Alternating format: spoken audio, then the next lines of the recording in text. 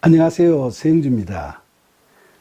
우리가 예수님을 믿지 않는 사람들에게 예수님께서 내가 곧 길이요 진리요 생명이니 나로 말미암지 않고는 아버지께로 올 자가 없느니라고 하신 요한복음 14장 6절의 말씀을 전하면 기독교가 너무 비합리적이고 독선적이라고 비난을 퍼붓는 경우가 많죠. 믿지 않는 사람들은 평생 착하고 선하게 살아오신 우리 부모님이 예수를 알지 못한다고 해서 모두 다 지옥으로 가신다는 것이 도대체 말이 되느냐라거나, 불교 신자들도 자선을 많이 베풀고 무신론자들 중에서도 양심적인 사람들이 많은데 예수 믿지 않으면 모두 지옥으로 간다니 그건 너무 독선적이지 않느냐라고 항변을 하기도 하죠.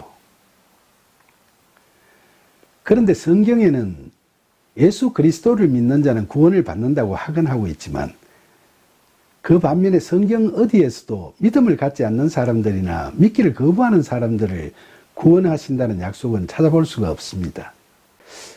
그러나 우리가 상식적으로 생각을 하면 하나님께서 만약 이 세상에서 정말로 선하고 의로운 삶을 살아온 사람을 단지 예수님을 모른다는 이유만으로 구원하시지 않는다고 한다면 그런 주장은 공평하시고 공의로우신 하나님을 욕되게 하는 것이 아닐까 하는 의문을 갖게 될 수도 있을 겁니다. 그런데 로마서 2장 14절과 15절에서 율법 없는 이방인이 본성으로 율법의 일을 행할 때에는 이 사람은 율법이 없어도 자기가 자기에게 율법이 되나니 이런 이들은 그 양심이 증거가 되어 그 생각들이 서로 혹은 고발하며 혹은 변명하여 그 마음에 생긴 율법의 행위를 나타내느니라고 이야기하고 있습니다. 예수님을 모르는 사람들은 인간의 본성인 자신의 양심에 의해서 심판을 받게 된다는 이야기입니다. 믿지 않는 자들에게는 자신의 양심이 자기에게 율법이 된다는 말씀이죠. 그러니까 유교 중심 사회였던 조선시대를 예로 들면 인의 예지로 발현되는 인간 본성인 어려운 이웃을 불쌍히 여기는 측은지심, 의롭지 못함을 부끄러워하는 수호지심, 겸손하고 양보하는 사양지심, 옳고 그름을 아는 시비지심이라는 네 가지 마음이 바로 여기에 해당되는 양심이라고 할 수 있지 않겠습니까? 따라서 만약 조선시대에 누군가가 예수님을 몰랐어도 매사에 있어서 자신의 율법인 이 네 가지 양심을 모두 다 어김없이 지켰던 의인으로 살아갔다면 그는 구원을 받을 수도 있다는 말이 됩니다. 그러나 누가 보더라도 너무나 양심적이고 도덕적인 삶을 살아간다 하더라도 하나님 앞에서 자신이 죄인임을 자백하지 못하고 자기 의에 의한 자아실현의 가능성을 믿고 있는 사람, 디모데전서 4장 2절에서 사도 바울은 화인 맞은 양심을 가진 자라고 합니다. 형벌로 불에 달군 쇠도장으로 낙인이 찍힌 양심이라니까 죄된 양심이라는 뜻이겠죠. 이처럼 겉으로 보기에는 양심적인 사람으로 보이더라도 가난한 심령으로 자기 자신을 부인하고 자기가 주인 삼았던 모든 것을 내려놓고 있지 못하면 예수님의 십자가 복음에 대한 참된 믿음을 가질 수 없으므로 구원받을 수 없다는 것이 바로 성경의 가르침인 겁니다. 특히 로마서 3장 10절에서 의인은 없나니 하나도 없으며 라고 기록되어 있듯이 이 땅에서 자력으로 율법을 다 지켜서 구원받는 의인은 한 사람도 없으며 또 믿지 않는 사람들의 율법인 양심을 자기 스스로 다 지켜서 구원받는 의인도 하나도 없다고 하겠습니다. 결국 자력 구원은 불가능하다는 거죠. 마태, 마가, 누가 등 세 개의 공간 복음서에서 공통적으로 예수님께서는 성천하시기 전에 세상 끝날까지 온 천하 모든 민족 모든 사람에게 십자가 복음을 전파하여 율법으로가 아닌 믿음으로 구원받도록 하라는 취지의 말씀을 하셨습니다. 그러니까 예수님께서도 말씀하셨고 바울도 그 말씀을 이론화하였듯이 예수님의 십자가 복음의 진리는 이제 세상 모든 사람들에게 적용되며 성경에서는 우리가 복음을 믿음으로 구원을 받게 될 뿐이고 그 외에 다른 어떤 행위로도 구원받지 못함을 천명하고 있는 겁니다. 그러나 예수님을 믿지 않는 자, 즉 십자가 복음의 진리를 믿지 않는 자는 구원이 없다는 기독교 진리에 대해서 어떤 사람들은 이것을 기독교인들만의 궤변이라면서 구약시대 사람들을 예로 들어 묻기도 합니다. 그들은 예수가 이 땅에 오기 전에 살았던 이스라엘 백성들은 율법주의에 얽매여서 오로지 율법만을 구원의 방편으로 삼다가 그것을 다 못 지키고 모두 지옥으로 갔다는 말이냐라든가, 십계명이 주어지기 전에는 율법도 없었으니까 그 이전에 살았던 사람들은 모두 다 자신의 양심만을 구원의 방편으로 삼다가 지옥으로 갔단 말인가라고 따지곤 합니다. 그러나 구원받은 사람의 수는 신약시대보다 훨씬 적을 수도 있겠지만 예수님 이전 시대의 사람들이라고 해서 아무도 구원받지 못했지는 않았겠죠. 구약 성경에 기록되어 있는 유명한 신앙의 영웅들 뿐만 아니라 성경에 이름도 나오지 않는 구약시대의 사람들 중에서도 자신의 실체를 바로 알므로써 자기 구원의 가능성을 부정하고 하나님의 은혜를 갈급하면서 하나님과 화평하고 하나님께 순종하면서 하나님과 동행하며 살다 간 사람들은 하나님의 은혜로운 인도하심에 따라 믿음으로 말미암아 반드시 구원을 받았을 겁니다. 그 예로 창세기에 나오는 에녹을 한번 보세요.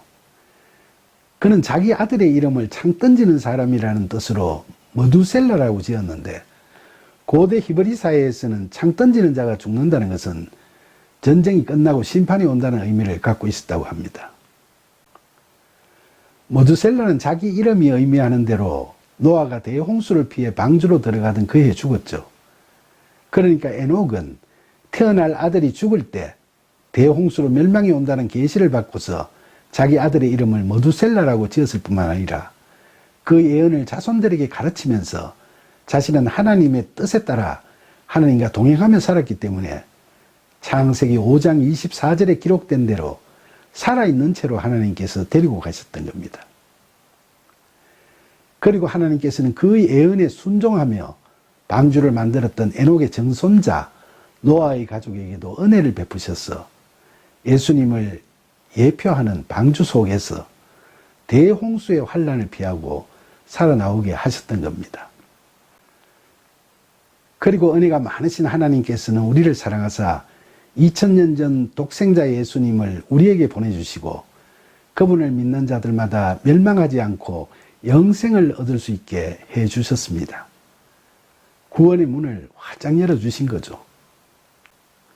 그런데 여러분, 그리스도라는 구원의 절대적인 유일성이나 구원의 대상의 보편성에 대해서는 현대신학에서도 다양한 견해들이 제시되고 있습니다. 하지만 그 중에서도 구원은 보편적이지 않고 선택된 자만이 구원받을 수 있고 그 구원은 예수 그리스도를 통해서만 가능하다는 식의 선택과 유일성만 강조하는 신학은 교리적 독단에 빠지기 쉽고, 유일성 없이 모든 사람이 구원의 대상이 된다고 보편성만 강조하는 신학은 사변적 추상에 빠질 수밖에 없죠. 유일성과 보편성은 신학의 본질적 요소라고 할 수 있습니다. 오늘날에도 아직까지 보수적인 대다수 우리 교회에서는 16세기 종교개혁가 칼뱅의 주장대로 선택과 유기라는 애정론에 입각해서 창세전에 선택된 자만이 구원을 받는다는 제한적 구원론을 지지합니다.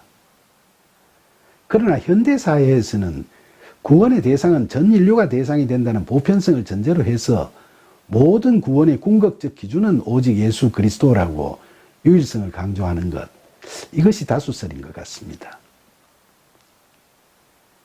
20세기 변정신학자 틸리히나 계시 중심의 캐리그마 신학을 대표하는 바르트도 둘 다 그렇게 주장하고 있죠.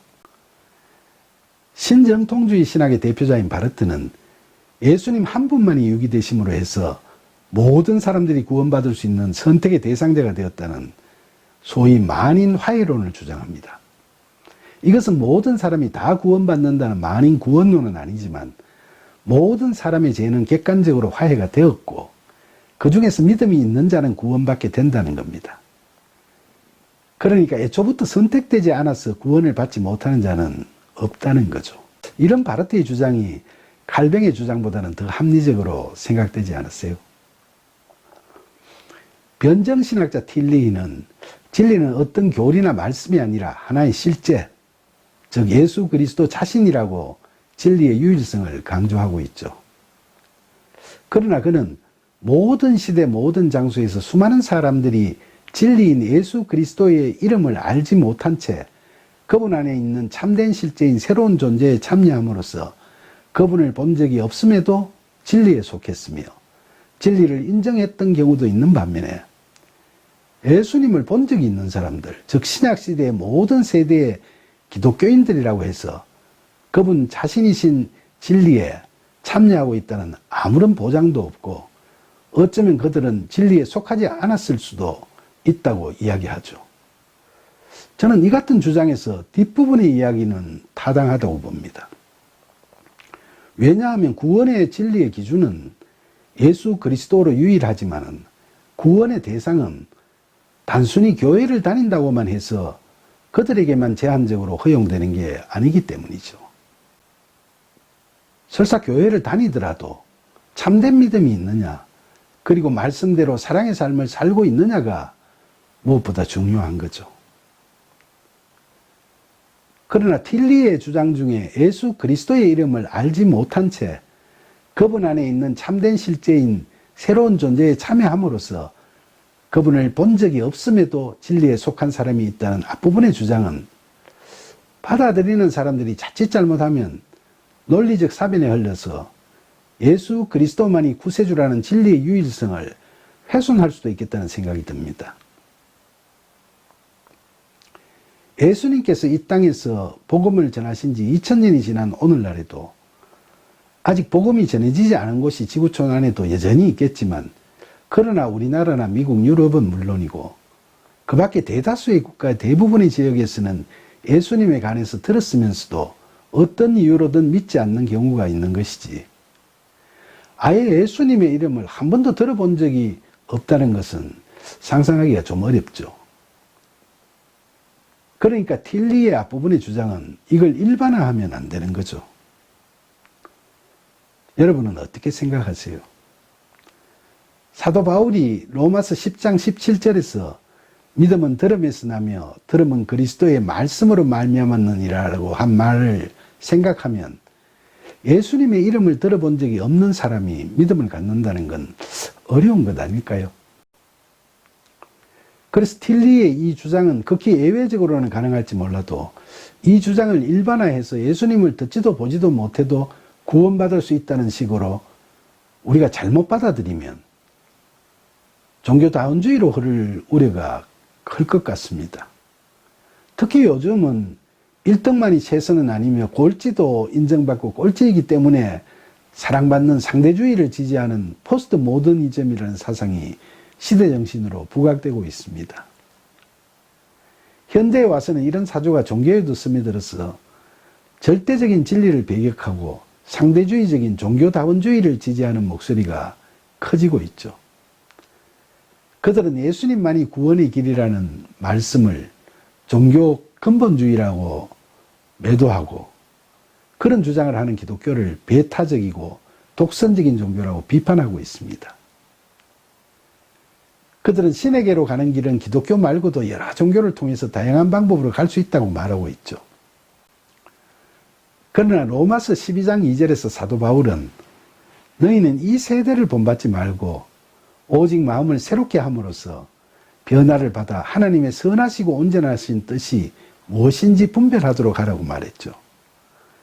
이처럼 진리는 절대적이고 불변하는 것이기 때문에 세월 속에서 그때그때의 시대정신과 혼합되거나 그로 인해 변질되어서는 안 되는 겁니다.